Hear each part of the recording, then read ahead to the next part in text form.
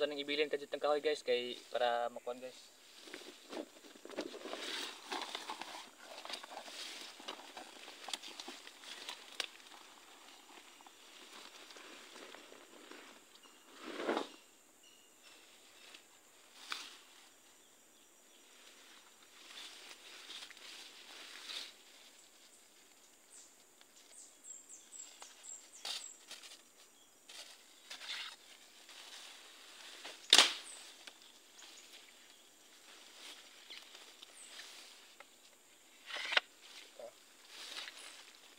Iiwan mo ito saglit guys ha.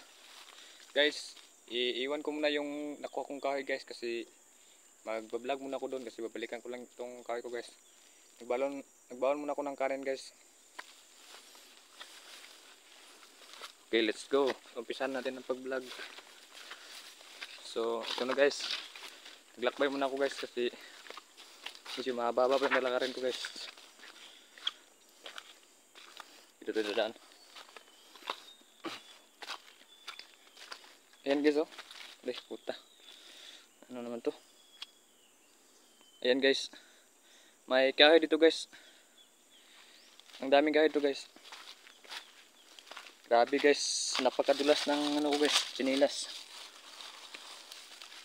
So guys. Uy, may tubig pala dito.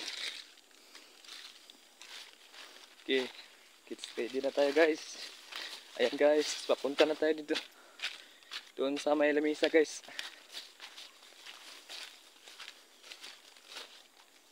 So, ayan guys. Naglakbay na pala ako.